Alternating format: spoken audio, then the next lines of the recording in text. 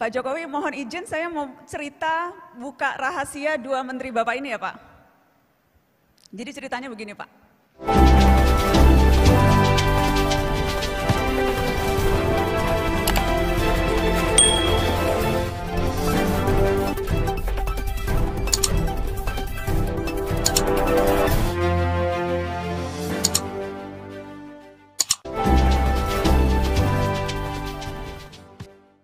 Assalamualaikum warahmatullahi wabarakatuh.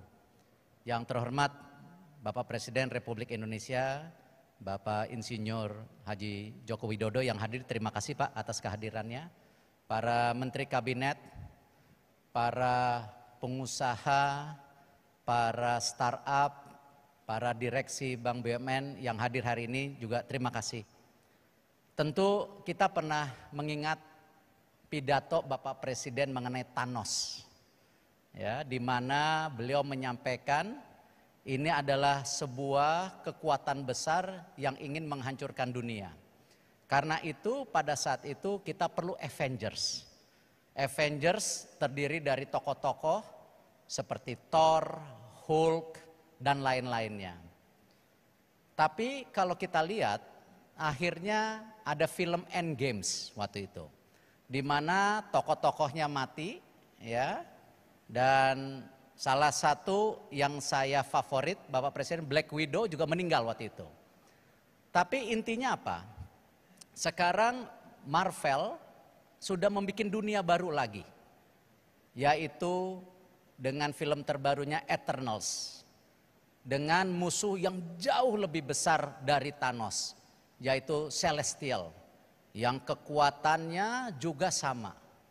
Tidak hanya menghancurkan bumi, tapi juga menghancurkan galaksi. Artinya apa? Sama seperti yang terjadi hari ini. Bagaimana seluruh dunia menghadapi tekanan. Tekanan daripada perubahan supply chains, yaitu dengan globalisasi pasar yang makin terbuka, disrupsi ekonomi yang juga bisa menggantikan manusia dengan robotik, pekerjaan dengan yang lainnya, dan kesempatan usaha juga berubah. Belum lagi tekanan kepada kesehatan, yang bisa juga kita kehilangan tokoh-tokoh besar dalam waktu sekejap, dan untuk membentuk tokoh-tokoh besar itu perlu waktu 20-30 tahun. Artinya apa? Sama seperti Marvel yang membuat universe di 1, 2, 3, sekarang 4. Karena apa? Dunia baru pasti penuh dengan tantangan baru. Perlu superhero baru. Di Eternals, kalau dulu kita bicara Hulk, Thor, Captain America, Iron Man, sekarang kita bicara superhero yang jauh lebih powerful. Ada Ikaris, ada Thena, karena musuhnya juga jauh lebih berat. Ini artinya apa? Ekosistem pun berubah. Ketika ekosistem berubah, masing-masing negara berubah, itulah yang ditekankan oleh Bapak Presiden, kita harus mempunyai ekosistem sendiri, roadmap sendiri, sebagai tentu dunia Indonesia, bukan dunia orang lain. Kita harus memastikan ekosistem ini yang menang. Karena kalau tidak, ekosistem kita akan dimakan oleh orang lain. Karena itu kita menyadari, pemerintah menyadari, BUMN menyadari. Kita yang merupakan sepertiga kekuatan ekonomi Indonesia sekarang mendorong bagaimana superhero baru yang ada di depan kita ini yang bisa melawan tantangan baru. Tantangan dari banyak pihak yang tentu tidak menginginkan kita terus maju. Ekosistem ini yang kita bentuk hari ini, apakah yang tadi yang sudah dibicarakan antara Kementerian BUMN, Pendidikan, Kominfo, dan tentu swasta yang hadir hari ini, ekosistem yang harus kita menangkan. Salah satunya kalau dari BUMN kita membuat Merah Putih Fund. Merah Putih Fund ini kita akan fokus kepada unicorn, calon unicorn. Dan kita juga berharap semua swasta masuk ke ekosistem dari pendanaan ini. Karena kita juga sudah mengajak Sovereign Wealth Fund Indonesia INA untuk masuk yang lebih besar, untuk unicorn menuju dekakon. Inilah ekosistem yang kita harapkan kita menjadi kekuatan sendiri di kita. Teknologi tidak bisa terelakkan. Dunia baru akan kita hadapi. Tantangan baru kita harus hadapi. Karena itu kita perlu superhero baru. Mudah-mudahan superhero ini yang kita akan mendorong menjadi kekuatan Indonesia, menjaga ekosistem Indonesia. Terima kasih. Wassalamualaikum warahmatullahi wabarakatuh.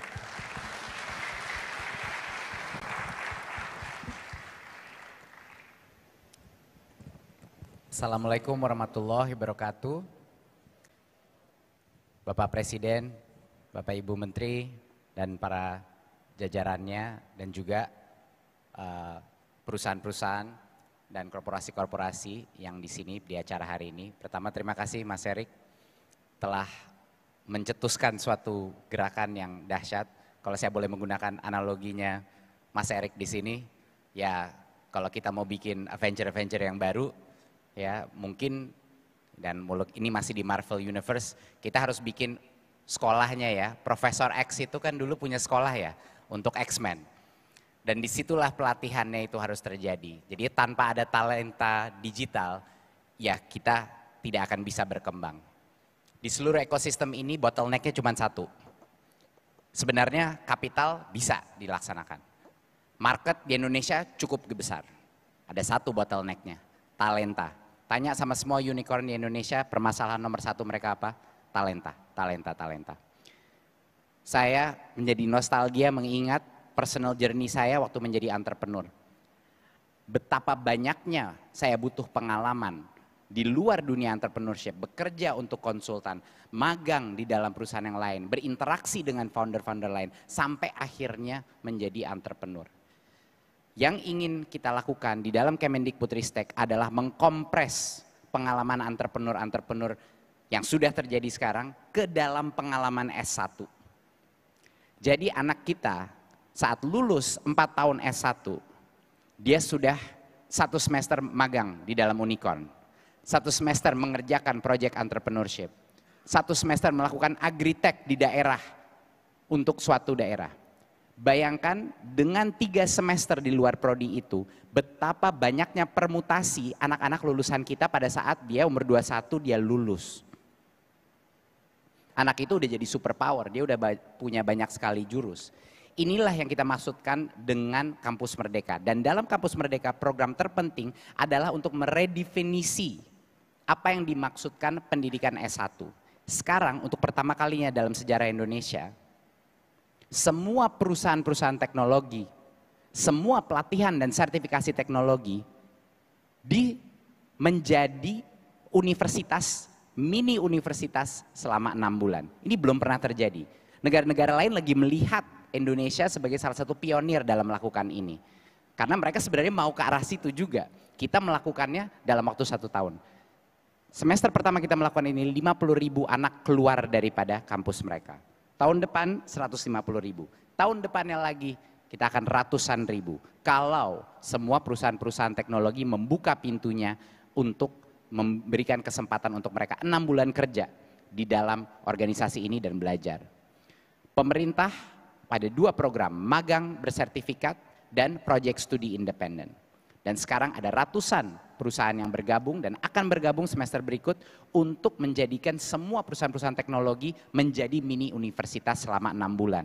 Tidak terdistraksi, dapat full 20 SKS seolah-olah mereka mengambil 5 mata kuliah dalamnya. Tahun depan 2 program baru lagi akan diluncurkan. Satu adalah praktisi mengajar, di mana kita akan menarik jagoan-jagoan teknologi, bukan perusahaannya, individunya.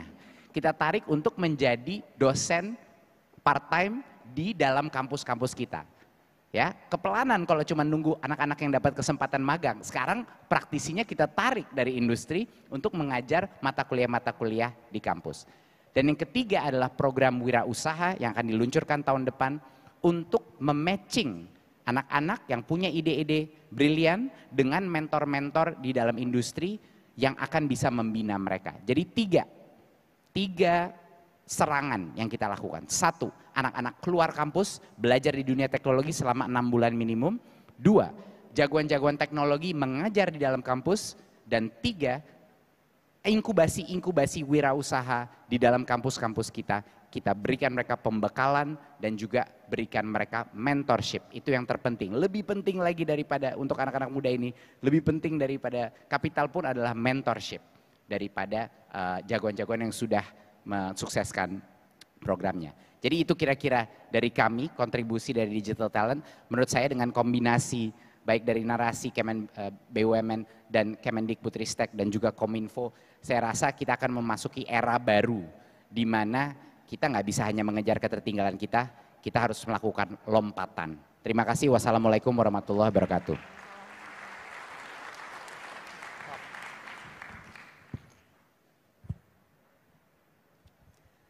Assalamualaikum warahmatullahi wabarakatuh. Pak Jokowi, terima kasih banyak sudah meluangkan waktu meringankan langkah untuk hadir di acara ini. Bapak-bapak menteri, teman-teman semua, banyak juga yang menonton lewat aplikasi platform teknologi yang ada di YouTube, ada ribuan teman-teman muda. Assalamualaikum, selamat pagi teman-teman. Pak Jokowi, mohon izin saya mau cerita buka rahasia dua menteri Bapak ini ya Pak. Jadi ceritanya begini Pak, waktu awal pertama kita membahas soal ide Indonesia Digital Tribe dan saya meminta kesediaan Mas Menteri Erik, Mas Menteri Nadiem untuk jadi head mentor. Sempat ada perdebatan Pak Presiden soal apa kira-kira spesifikasi keahlian masing-masing head mentor. Saya udah rancang Pak, Mas Menteri Erik khusus bisnis, Mas Menteri Nadiem teknologi. Kalau istilahnya tuh jadi Mas Erik hustlernya Pak. Kalau Mas Erik ini hackernya, kalau saya kreatifnya Pak, hipsternya. Tiba-tiba dua menteri Bapak ini protes. Mas Erik bilang, kenapa saya bisnis? Selama ini pengalaman bisnis saya banyak berurusan, berkepentingan, bersinggungan dengan industri kreatif. Menteri yang satu protes juga Pak, kenapa teknologi?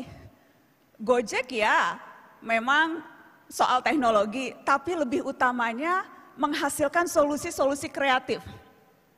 Jadi dua-duanya berebutan mau jadi head mentor kreatif Pak. Alhamdulillah teman-teman bisa diselesaikan secara kekeluargaan karena beberapa hal. Yang pertama kayaknya sadar kalau soal kreatif yang menang pasti anak narasi Pak. Mohon maaf riak sedikit. Teman-teman narasi, kapan lagi nyompong depan presiden kan? Yang kedua, karena kayaknya kasihan sama saya Pak. Satu-satunya keahlian yang bisa saya klaim cuma kreatif, nggak mungkin bisa klaim soal teknologi dan bisnis, jadi karena kasihan. Yang ketiga, karena kita semua percaya perlu lebih banyak lagi perempuan di industri digital teknologi. Dan perlu ada platform yang mengakselerasi akan lebih banyak lagi perempuan-perempuan yang muncul. Boleh tepuk tangan teman-teman perempuan dong? Tapi memang sesungguhnya sangat wajar. Kenapa dua Mas Menteri fokus ke kreativitas? Itu berangkat dari kesadaran penuh teman-teman bahwa faktor krusial kalau kita bicara industri digital justru kreativitasnya. Salah satu ciri talenta yang paling diincar, yang paling unggul di abad ke-21, kreativitas. Ada hasil World Economic Forum, 3 keterampilan teratas yang selalu jadi incaran industri di semua bidang, pasti kreativitas teman-teman. Ada satu lagi hasil survei dari IBM. 60% CEO ketika ditanya apa kualitas kepemimpinan yang paling penting hari ini, jawabannya sama. Creativity yang paling penting. Karena itulah mengapa hadir Indonesia Digital Tribe. Ini adalah upaya bersama, gerakan kolaboratif yang dilakukan oleh industri, dilakukan oleh kementerian, dilakukan oleh semua anak bangsa. Karena kita sadar waktunya nggak banyak teman-teman. Tadi sempat bisik-bisik, bukan bisik-bisik sih, Pak Presiden sempat bilang, waktu kita tinggal 2 tahun nih untuk mengakselerasi percepatan. Gerakan ini dibawa dengan misi percepatan. Kita harus menyegerakan pembekalan keterampilan, pembekalan wawasan, dan pembekalan kepercayaan diri. Jangan lagi kita melihat digital sebagai sesuatu yang akan kita ketinggalan. Digital artinya kita memastikan tak pernah kehabisan akal. Lewat Indonesia Digital Tribe, program-programnya kita susun, karena namanya akselerasi, percepatan, kita akan selesaikan dalam 4-5 bulan. Tahap pertama, targetnya 10.000 anak muda, usia 15-35 tahun, akan dapat pembekalan digital skill, digital mindset. Setelah itu mereka akan berkumpul, dibagi menjadi beberapa tim, akan ditantang untuk mengeluarkan ide dan inovasi di 8 kategori. Ada dari mulai financial tech, social entrepreneur, kita juga akan menantang mereka untuk mengeluarkan ide di bidang pertanian, di bidang perikanan, di bidang kesehatan. Akan ada satu idea box. Mereka kemudian akan kita dampingi lewat proses hackathon. Mereka akan kita ajak berkompetisi karena kuncinya di situ. Percaya diri, menantang diri untuk menghasilkan ide yang kemudian bisa dieksekusi bersama-sama, Pak Presiden. Dan nanti mereka akan dapat kesempatan, teman-teman yang lagi rebahan di rumah nih sambil nonton acara ini. Teman-teman yang lagi rebahan akan dapat kesempatan bukan hanya mentorship, bukan hanya ikut kompetisi, tapi bisa mendapatkan funding pendanaan untuk mewujudkan mimpi membentuk perusahaan rintisan. Karena sekali lagi, Bapak Presiden, gerakan akselerasi ini, Indonesia Digital Tribe, adalah gerakan bersama, sekumpulan kawanan se-Indonesia, Pak, yang insya Allah akan berusaha mencari jawaban dan berbuat banyak dan maksimal di era digital. Karena seharusnya manusialah yang memberdayakan teknologi, bukan diperdayakan. Terima kasih kesempatannya Bapak Presiden dan teman-teman.